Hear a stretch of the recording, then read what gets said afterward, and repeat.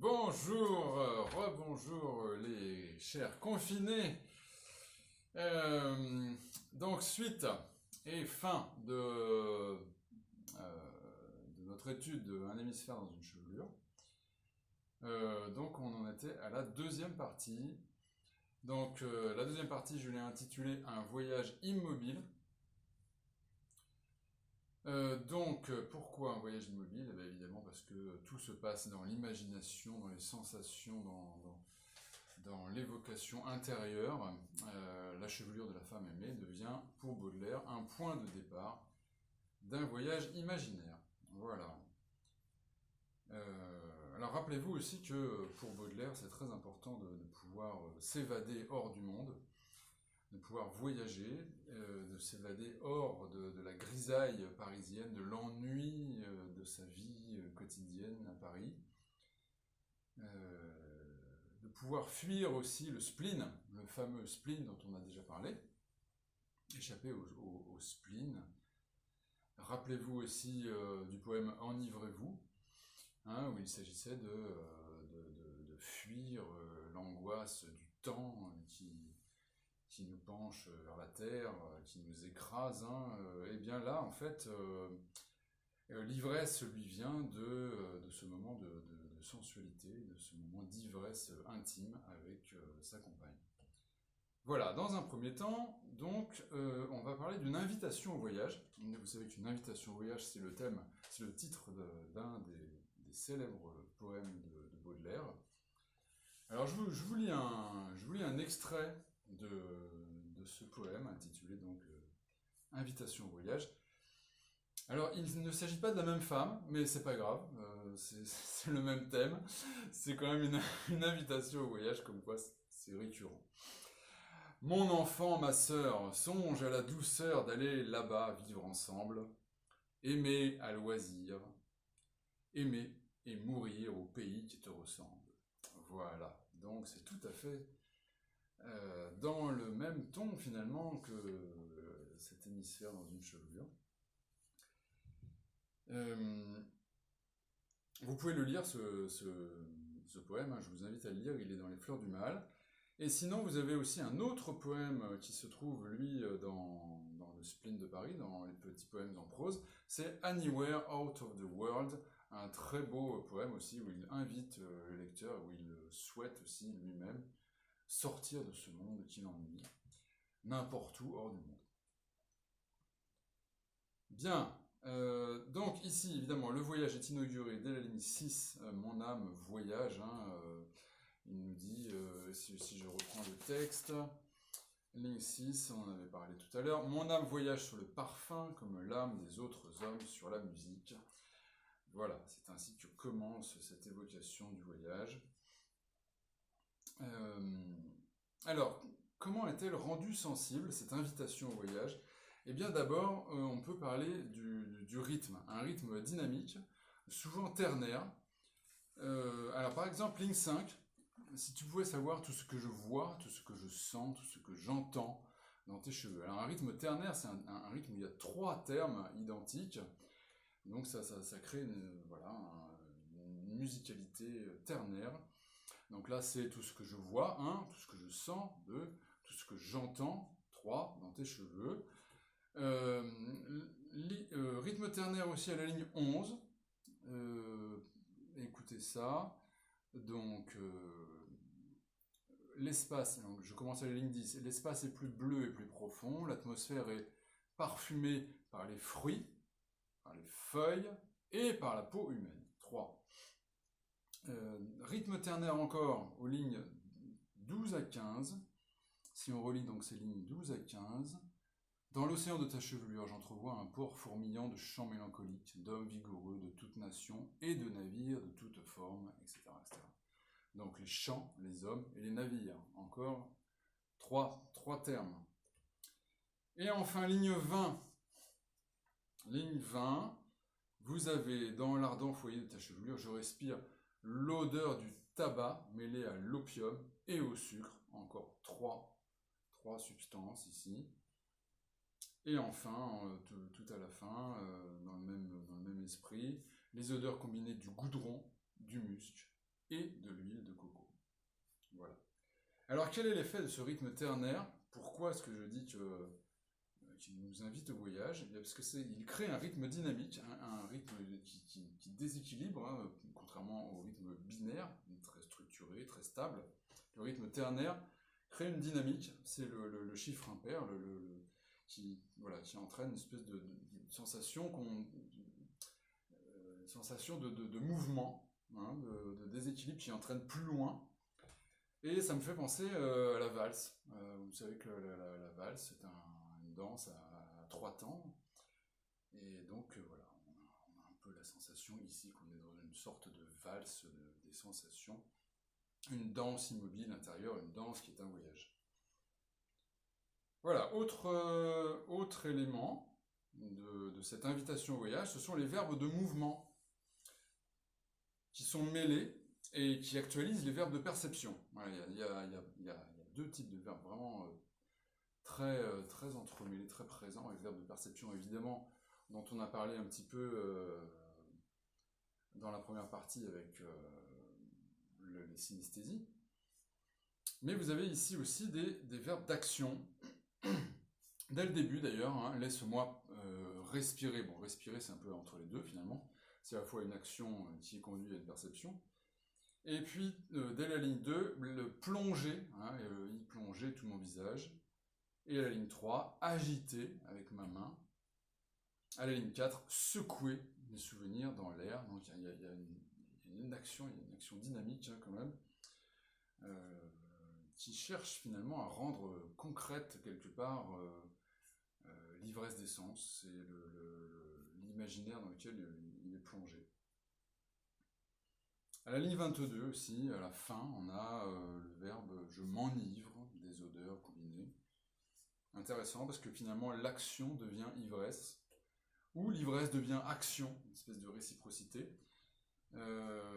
L'action, à la fin, se ralentit. Il y a un effet de ralentissement dans une sorte d'extase sensuelle. Hein. Je m'enivre des odeurs combinées. Voilà, il y a une espèce de bien-être dans cette chambre imaginaire aussi. Enfin, il y a 2 chambres finalement. Il y a la chambre du beau navire et la chambre réelle dans laquelle il se trouve avec sa compagne. Bien. Alors, d'autre part, toujours dans l'invitation au voyage, vous avez la longueur des phrases qui a beaucoup d'importance. Si on regarde, chaque strophe, hein, je parle bien de strophe. Alors oui, on pourrait parler de paragraphe évidemment, mais je trouve qu'ici c'est plutôt des strophes, même s'il n'y a pas de vers. On est vraiment dans un poème avec des mouvements, et même s'il est en prose, ça ressemble vraiment à des strophes, comme j'avais dit tout à l'heure, je crois. Donc chaque strophe est en fait construite par une seule phrase, à peut-être 1 ou 2 exceptions près. Mais à chaque fois que vous avez, par exemple, dans l'océan de ta chevelure, dans les caresses, à chaque fois c'est une seule phrase. Alors c'est très beau, parce que si on relit ça, par exemple, si on en relit une seule, voilà, dans l'océan de ta chevelure, j'entrevois un port fourmillant de chants mélancoliques, d'hommes vigoureux de toute nation et de navires de toute forme, découpant leur architecture fine et compliquée sur un ciel immense où se prélasse l'éternelle chaleur. Voilà, une grande phrase, avec une sorte de sensation finalement de vagues. On est entraîné par ces vagues de mots, ces vagues de vision, d'imagination. Et ce qu'on pourrait dire aussi, c'est que finalement, chacune de ces strophes, chacune de ces phrases est une espèce de flux et de reflux, hein, où à chaque fois on va plus loin. Et ça fait penser à ce que dit Baudelaire dans sa préface au petit poème en prose. Je vais vous le lire. Hein, il rêvait d'écrire des textes qui s'adaptent complètement. Alors, voilà, c'est dans la préface, c'est quelque chose qu'il faudrait que vous lisiez. Le miracle d'une prose poétique, musicale, alors sans rythme et sans rime au sens non versifié, assez souple et assez heurté pour s'adapter aux mouvements lyriques de l'âme, aux ondulations de la rêverie, aux soubresauts de la conscience. Voilà ce dont il rêve. et qu'il réalise ici, à travers toutes ces vagues de textes, de paroles, de rêves. Voilà, alors ce qu'on peut dire pour terminer, chaque phrase, finalement, semble suivre un accès de vision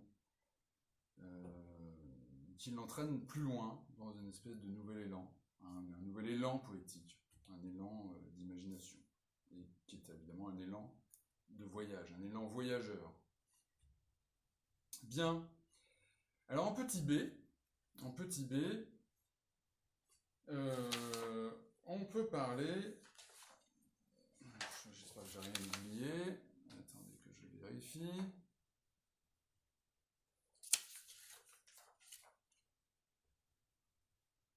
Non, a priori c'est bon. Oui, non, c'est bon. En petit b, donc, on va préciser de quel voyage il s'agit. En fait, il y a deux voyages. Et le premier voyage, c'est évidemment un voyage spatial. Un voyage dans l'espace, dans une géographie intérieure, dans une géographie imaginaire. Grâce à la puissance évocatoire des synesthésies, dont on a parlé, le poète est transporté donc en imagination vers les fameux charmants climats dont il parle à la ligne 10, et d'où Jeanne Duval est originaire.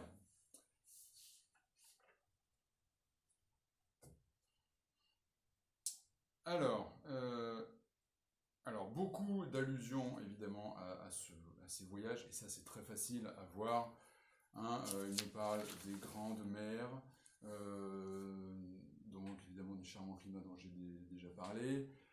Il suffit de regarder hein, la ligne 8, tes cheveux contiennent tout un rêve, plein de voilures, de mâtures, donc on a tout ce paysage portuaire exotique.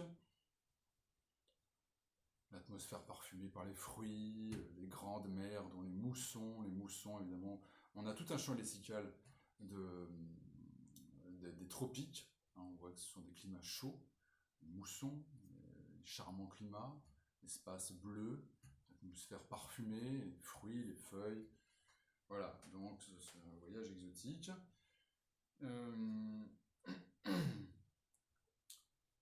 Vous avez aussi l'importance du ciel, avec cette éternelle chaleur.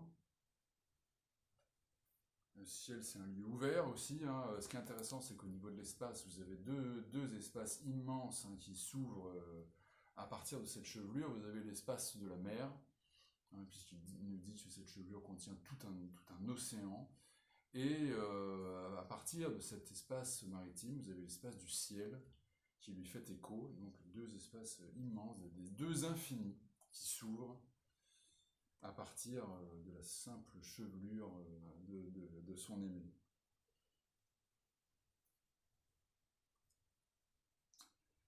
Vous avez aussi l'importance évidemment des parfums exotiques qui sont à la fin, hein, le musc, l'huile de coco, le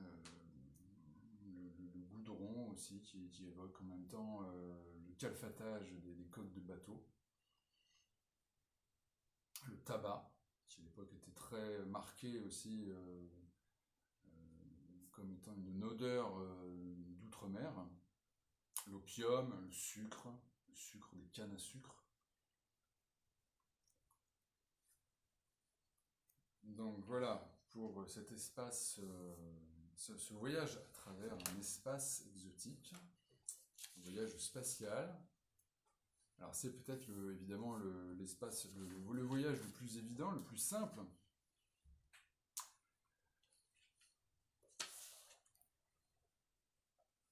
Qu'est-ce qu'on pourrait dire de plus par rapport à ça? Non, écoutez, ça suffit largement, c'est très bien. Hein, si vous dites ça à l'oral, il faut vous garder du temps de toute façon pour la suite, donc ça sera bien suffisant. Bien, on pourrait juste dire aussi que ce pays tropical quand même est marqué par la santé, ouais, une espèce de grande santé qui transparaît, ses corps nus, la peau humaine, parle d'hommes vigoureux. Voilà, une espèce de rêve de santé qui s'opposerait peut-être d'ailleurs à la mauvaise santé de Baudelaire, ou une santé relativement fragile, due justement à son côté dépressif, à cause du spleen. Bien, dans un deuxième temps, enfin en petit c, mais dans un deuxième temps du voyage, on peut parler d'un voyage dans le temps. Et alors ça, c'est plus étonnant. Un voyage dans le temps.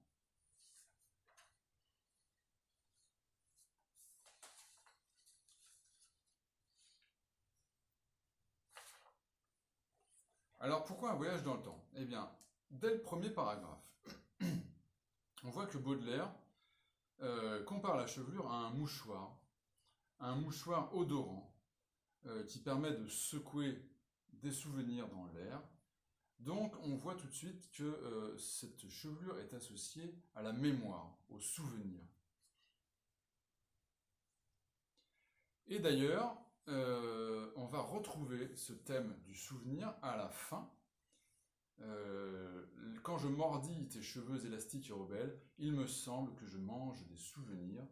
Donc dans cette boucle dont on avait parlé, hein, dans ce retour cyclique du laisse-moi mordre, laisse-moi respirer, hein, on a aussi le retour cyclique finalement des souvenirs, d'un temps béni, d'un temps d'avant, d'un temps heureux, d'un temps aussi c'est le temps du voyage justement, le temps du voyage à l'étranger, le temps du voyage dans les pays exotiques qu'a fait réellement Baudelaire. Baudelaire a réellement voyagé sur les îles, il a voyagé en Inde aussi, et donc cette métisse lui rappelle ces moments heureux.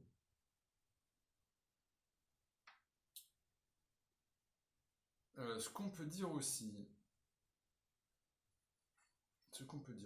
c'est que cette structure cyclique parvient à mettre en échec la fuite du temps. Voilà, ça c'est un thème très important. Baudelaire est très angoissé par cette fuite du temps, hein, on l'a vu dans Enivrez-vous. C'est une des raisons du spleen.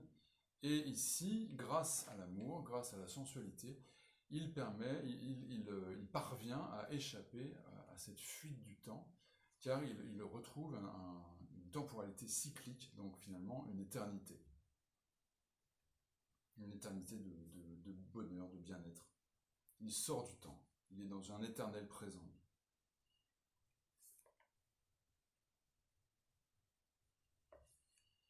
Ce qu'on peut dire aussi, c'est que cet éternel présent, cette fuite du temps, est réactualisable à loisir, puisqu'il suffit finalement qu'il soit près de la femme qu'il aime, qu'il respire ses cheveux, qu'il caresse ses cheveux, pour de nouveau s'échapper de la temporalité classique qui détruit et qui désespère.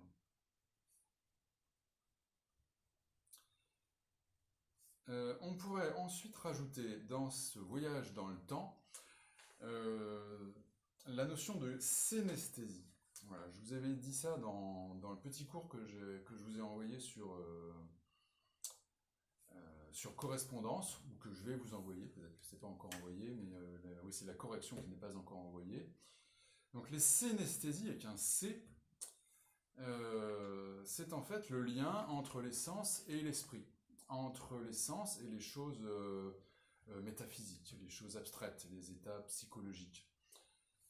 Ici, on le voit très nettement puisqu'il parle de souvenirs, et donc d'un bonheur tout à fait moral finalement, hein, un bonheur psychologique.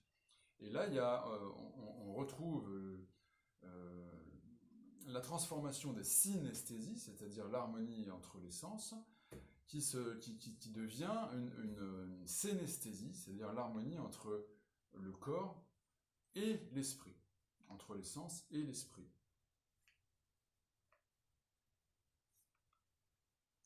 Donc finalement l'union du monde matériel et du monde spirituel.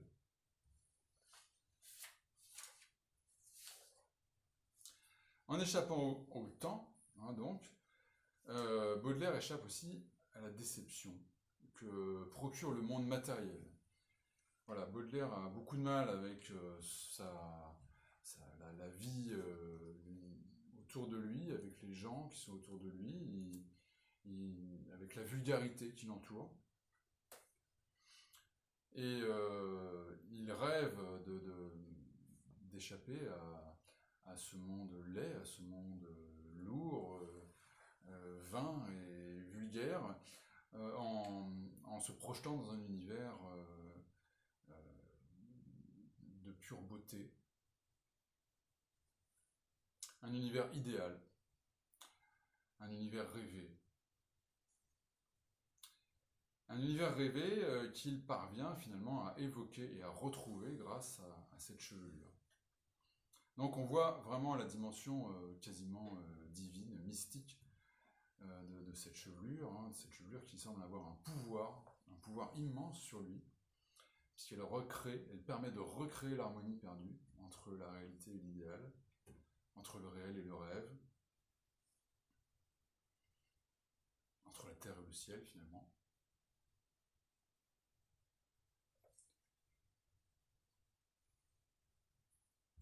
Voilà. Donc je pense qu'on peut s'arrêter là pour le grand 2. Alors pour la conclusion, voilà, je vais vous demander d'écrire une conclusion par vous-même. Vous en êtes tout à fait capable. Ce qui serait bien, ce serait de la faire pour vendredi. Voilà, vous avez le temps, c'est pas très long. Vous faites ça pour vendredi. Vous me l'envoyez et puis après, moi je vous ferai une correction soit par vidéo, soit par écrit, on verra. Mais essayez de faire une conclusion, donc avec synthèse de ce qu'on vient de dire, et une ouverture avec peut-être une comparaison sur ce que sera la poésie pour Apollinaire et surtout son rapport à la femme. Voilà. Peut-être un lien avec... je vous donne un petit indice. Par rapport au temps, on peut voir un lien avec le pont Mirabeau, par exemple. Voilà, allez, bonne soirée et à bientôt.